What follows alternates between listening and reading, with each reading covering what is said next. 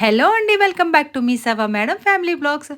మా అమ్మాయి పండగ రోజు చాలా ట్రెడిషనల్‌గా తయారయ్యింది. సంక్రాంతి అంటేనే ఆడపిల్లలు చక్కగా ట్రెడిషనల్‌గా తయారవ్వడం కదండీ! ఇదైతే కనుక నా శారీని తను లంగావాణి స్టైల్‌లో కట్టుకొని ఇరగదీసిందండి. నేను కూడా షాక్ అయ్యాను. ఇంత హెల్ప్ కూడా చేయలేదండి. నేనంతా పనుల్లో ఉన్నాను.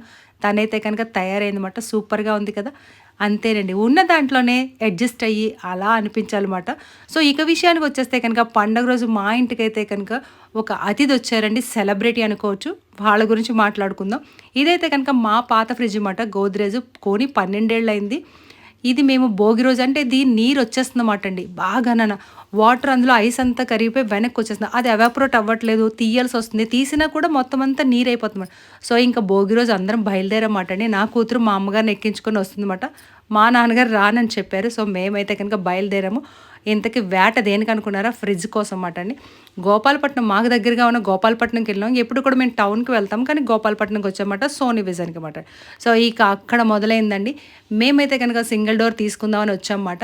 ఎందుకంటే ఇప్పుడున్నది కూడా సింగిల్ డోరే. కానీ ఇంకొంచెం పెద్దది తీసుకుందాము. ఎందుకంటే పిల్లలు పెద్దవాళ్ళు అవుతున్నారు కదా! అన్న ఉద్దేశంతో మా అమ్మగారు, మా హస్బెండ్ అనుకున్నారు.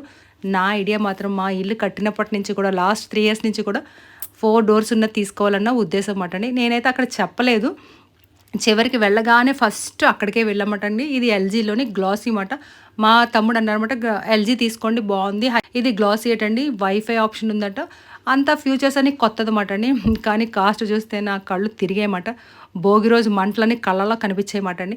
సో, ఏదైనప్పటికీ కూడా ఇంకా కొన్ని ఫ్రిడ్జ్‌లు ఉన్నాయండో. శారీ మ్యాచింగ్స్ అంట. కాంట్రాస్ట్ పైన వైట్ ఉంటే కింద బ్లూ, పైన వైట్ ఉంటే కింద పింకు అలా మాట. ఇదైతే మేము తీసుకున్నామండి ఎల్జీలోని. మాకైతే కనుక 1,30,000 ఎంతో చెప్పారు. ఇంకా అక్కడితో ఆగుతామేంటండి. ఇక పక్కకొచ్చేస్తే కనుక ఇంక మా అమ్మగారేమో మిక్సీ, మా ఇంట్లో 2 మిక్సీలున్నాయి. కానీ ఒకదాని జార్ కూడా కరెక్ట్‌గా ఉండదు. ఇక అవన్నీ వదిలేస్తే కనుక ఫ్రిడ్జు పక్కన పెడితే దానికొచ్చిన గిఫ్ట్స్ అయితే కనుక చూడండి ఎంత మంచి బోరోసిల్‌లోని 2 సెట్లు ఇచ్చారు. అబ్బా! ఆ రూ. 1,00,000 ఫ్రిడ్జ్‌ని పక్కన పెట్టండి. మనకు కావాల్సింది ఈ గిఫ్ట్‌లు. ఆడవాళ్ళకి పక్కన కోట్లు పోతున్నా సరే రూ. 10కి ఒక గిఫ్ట్ వచ్చిందనుకోండి అది హ్యాపీ మాట. ఈసారి బట్టల షాపులు అందరూ కూడా మా వీక్‌నెస్‌ని పట్టుకొని అన్ని షాపుల్లో కూడా బట్టల షాపులకి గిఫ్ట్‌లు పెట్టేశారండి. దానివల్ల ఇంకా బట్టలే కాదండి ఇక ఫ్రిడ్జ్ వచ్చేసిందండి. నేనేంటంటే పెద్దది తీసుకోవాలని ఉద్దేశం. ఇంకా పిల్లలు ఎదుగుతున్నారు. రేపొద్దున ఫంక్షన్స్ ఉన్నాయి. ఇది ఇంకా ఒక 15 ఏళ్ల వరకు ఇంక దీన్ని లాగేస్తది. సో, అలాంటప్పుడు ఎందుకు మనం కాంప్రమైజ్ అవ్వాలని కూడా నేను ఒక ఈఎంఐ పెట్టేసి తీసేసానండి.